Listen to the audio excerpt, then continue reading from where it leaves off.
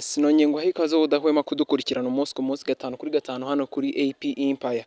Uyu ni umuyoboro w'amakuru agiye atandukanye tubagezaho amakuru y'ibyamamara ya politiki ndetse n'ay'ibintu bigenda bicacara ku mbuga nkoranyambaga nka YouTube, Instagram, TikTok, Facebook ndetse na Twitter.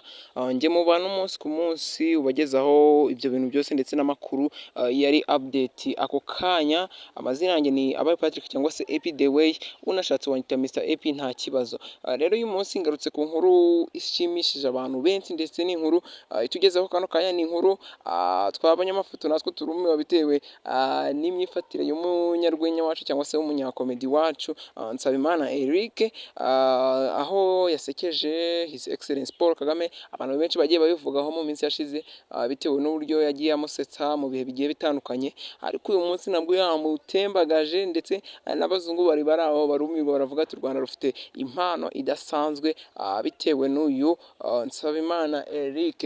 Nk'uko muri kubibona mu mafoto rero muri kubona ko First Lady cyangwa se Madamu Jeannette Kagame hamwe na His Excellence Paul Kagame perezida w'igihugu cy'u Rwanda, muri kubona ko bose batembagaye ndetse babuze uko bagira. Ni ibintu byatangaje abantu benshi niba ariyo terimeri yazanye gukinisha aho muri ibyo birori, kuko bari bamutumiyemo kugira ngo ajye gususurutsa, kuko ni nawe munyarwenya ubu ugezweho mu Rwanda bitewe n'imikinire ye. Yashimishije abantu ndetse ubona ko noneho yakozemo n'ibintu bigiye bitangaje bitewe n'uburyo yazanyemo agacupa k'inzoga. Abazungu bakimukubita amaso bahise bamujya inkwenene ndetse bahita baseka cyane bitewe n'uburyo yagaragaraga. Rero iyi ni inkuru itugezeho kano kanya, bivuga ko uyu Nsabimana Eric abantu benshi bamwishimiye ndetse n'abazungu bamwe batangira kuvuga ati dushobora no kumufasha kugira ngo azamure impano ye bitewe n'uburyo akina neza, bitewe n'imyifatire ye. N'umusore wazamutse bitewe n'uburyo yifataga, akifata nk'umwana, akifata nk'ikigoryi, ariko abantu benshi bakamuseka. Byatangiye bamuseka ariko ubu basigaye barabona ko byinjiza agatubutse. Rero Nsabimana Eric bitangiye kugaragara ko azazamura ibendera ry'igihugu cy'u Rwanda, ndetse bitangiye kugaragara ko niba n'abazungu batangiye gukunda impano ye, ni ibintu bishoboka 98% ko ari we munyarwenya wa mbere uzazamura ibendera ry'igihugu cy'u Rwanda, akazamura komedi y'u Rwanda ku ruhando mpuzamahanga. Rero tubitega amaso dutegereze turebe ibintu byose azatugezaho, kandi natwe tumushyigikire bitewe n'uburyo impano ye ikomeje kugenda isakara hanze y'u Rwanda, ndetse abanyarwanda benshi bagiye bamumenya, n'abaturage benshi ujya wumva bavuze Nsabimana Eric bijobeja. Timu yabo yose ikora neza ndetse ikora cyane, ubona ko ari timu gukina ari ibintu bifitemo mu maraso ndetse ari ibintu bashoboye cyane. Benshi bavugaga ba Nyagiso, bakavuga ba Patino, bakavuga bande bose, ariko Nsabimana Eric asigaye ari hejuru. Ndetse tuvuge ko na Kiramani yageze aho amutumaho, kuko yari azi ikintu yibitsemo. Ibintu byatumye Kiramani avana Nsabimana Eric akiri i Musanze akamuzana i Kigali kugira ngo bajye bakinana.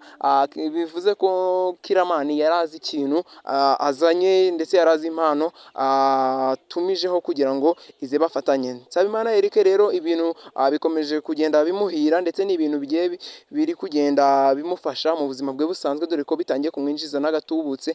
Ndetse n'umusore wafunguye ejo bundi YouTube channel yiwe, ndetse mu munsi umwe yari imaze kugira abasubscribers barenga 20,000. Ni ibintu bidasanzwe, ndetse YouTube channel imaze umunsi umwe ni ibintu bidasanzwe kugira ngo yuzuze abasubscribers 20,000. Ni ibintu rero biba bitoroshye. Ni umusore ubona ko yigarura imitima y'abantu benshi, ari abana, ari abasaza, ari abantu bakuru, ari abanyarwanda, abarundi ndetse n'abandi bo mu bindi bihugu. Ubona batanga ibitekerezo bavuga ko bamukunze ndetse bamwishimiye cyane. Rero dukomeze tumufashe, dufashe impano z'abanyarwanda, dufashe abanyarwanda muri rusange, kuko niyo soko tuvanaho ibyishimo, cyane cyane nk'abakomedi, kuko bazateza igihugu cyacu imbere, ndetse tubashyigikire, tubatera imbaraga, tubashimira ku byo batugezaho. Ndetse murabizi abenshi nta mwakumva komedi za Nsabe ngo mu bure guseka ndetse mu bure gucururuka. ni ibintu byinshi muri make twungukira muri comedy.